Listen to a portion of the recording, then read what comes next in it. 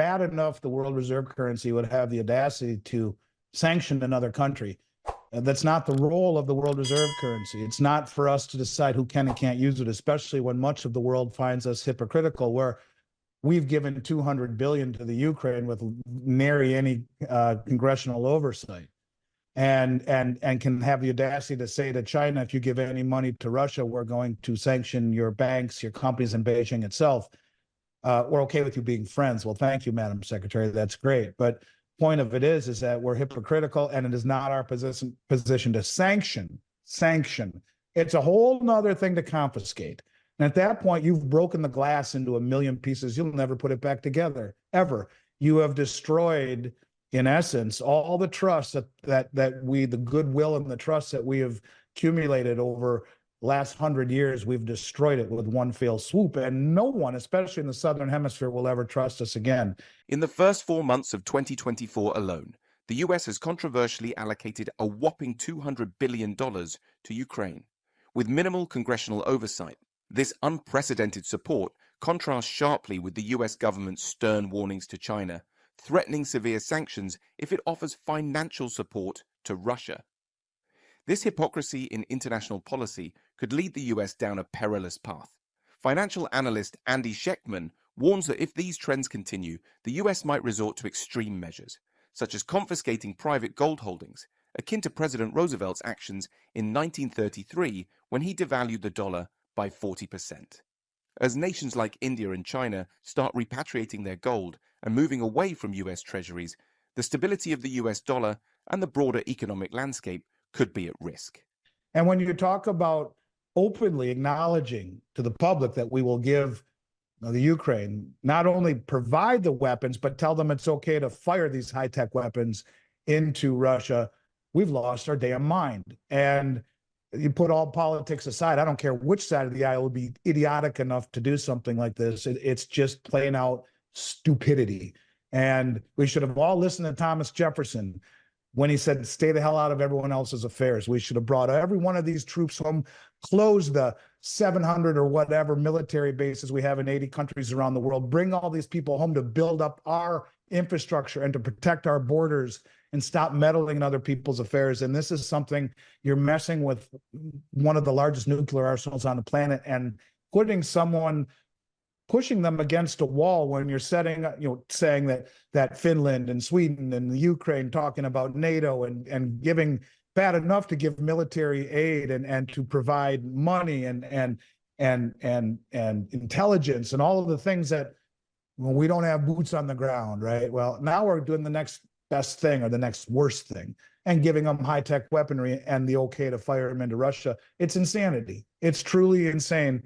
This country and its leaders, rather, have lost their mind as far as I'm concerned. And it's far more distressing to me, the things that our leaders have done, both inside the country and destabilizing it in every way that we all know about, and doing this idiotic stuff, than any of the monetary and fiscal ills that the Federal Reserve or the addiction to spending federal government has. We could get by that if we were still the country that was still revered and respected by the rest of the world. We're losing our respect, we're losing our trust, and we're losing our minds. And unfortunately, there's a lot of concern and rightfully so to be scared about this. And it's not understating it to say you're scared. I think everyone would be scared if they understand exactly. I don't think many people even have read that article. It's the first I've heard of it. The fact that that's happening is just mind-boggling to me, Chris. I think it's insanity. We'd be better off getting rid of the Fed altogether than to doing that, because if Trump has his way, he would, push interest rates back to where they were. He'd put the federal funds rate at zero and effectively destroying the dollar. And there's supposed to be separation between the Fed and the government. But look, the bottom line is that since the Fed's inception, the currency has lost 98, 99% of its value. The Fed should be abolished. The Fed should be audited and then abolished. And but tying it that closely to the government is not a good idea either. And especially when, at least Trump is a businessman and understands the correlation between interest rates and the economy. you get some knucklehead in there like our current president, and who knows where monetary policy would lead when you're the most powerful bank on the planet, or maybe the second most behind the BIS. Yeah, I think it's insanity to do that. I think we'd be better off just abolishing and getting rid of the Fed altogether. We've gone too far down the road as the world reserve currency to do these kinds of actions. No one is going to want to finance our debt when we will choose inflation over austerity, when we will choose the printing press and the devaluation of the dollar in order to pay off the debt. And it just destroys the value of the bond market, destroys the value of the dollar. Why would anyone want to hold it long term when we are choosing to devalue the dollar? But this is not a new concept. That's what Roosevelt did in 33. He confiscated people's gold and then devalued the dollar by 40%. And I think that's a high probability, you know, and in essence, this is what the head banker at the Dutch National Bank said. We should revalue the price of gold. In essence, you devalue the currency against gold. It's not you're revaluing gold, you're devaluing your currency.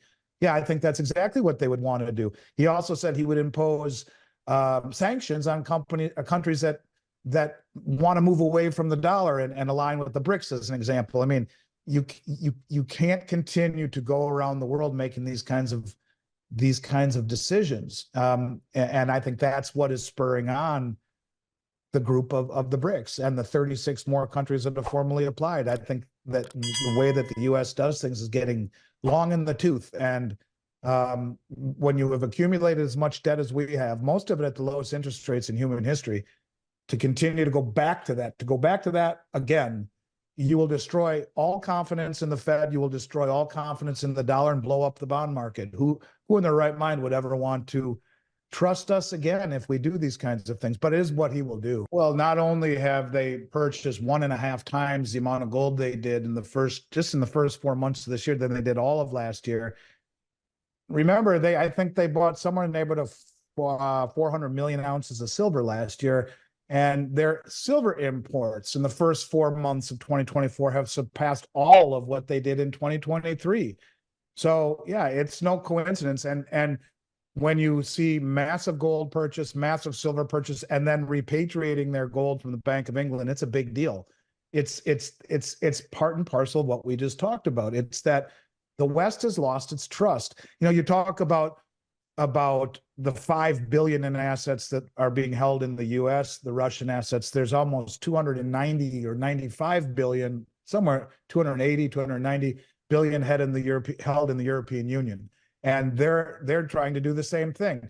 The last I heard is they want to take all the interest that is held, that is occurring or accruing from the bonds and assets that they've confiscated or sanctioned or frozen, and take those proceeds, just the interest, which amounts to a few billion a year, and give it to the Ukraine as well. The European Union's lost their mind.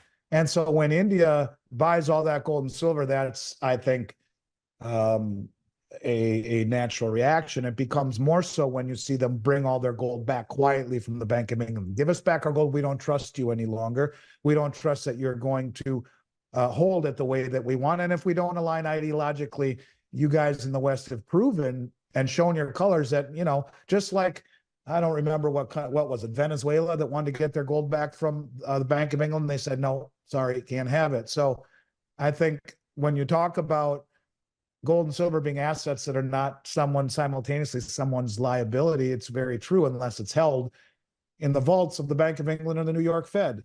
We've seen the same thing happen here in the United States, where Saudi Arabia and several other African and Arab states have repatriated their gold from the New York Fed recently. And before that, we saw the Dutch National Bank, the Bank of Austria, Hungary, Turkey, Poland. They all did the same thing, following the Bundesbank's lead in 2010 and 11. That would have been 2017 and 18. So repatriating of gold and silver is not a new trend, but it's one that is accelerating, as is the accumulation of assets. And this is why, you know, you asked me offline the other day if I had any empirical evidence that countries were using or settling in gold instead of treasuries. And it just seems to me very obvious that these countries are shedding treasuries because of the sanction risk, the geopolitical risk, the confiscation risk, the default risk. and using gold and silver as a substitute. And you can see that by the way they repatriate it, because it is not a liability. If you pay close enough attention, you can see that assets held by the West are truly a liability to these countries who are pushing back against the Western hegemony. Thank you for joining us today as we explored some of the critical economic decisions impacting our world. To recap, we discussed the US's substantial financial aid to Ukraine, the contrasting sanctions threats to China, and the potential drastic measures like gold confiscation that could echo the historical actions of 1933. These decisions not only affect international relations, but also pose significant risks to the stability of the US dollar and global economic trust. As nations respond by repatriating gold and diversifying away from US treasuries, the implications for our financial system could be profound. If you found this analysis insightful, please give us a thumbs up. And don't forget to subscribe for more in-depth discussions. We'd love to hear your thoughts on these developments, so please share your opinions in the comments section below.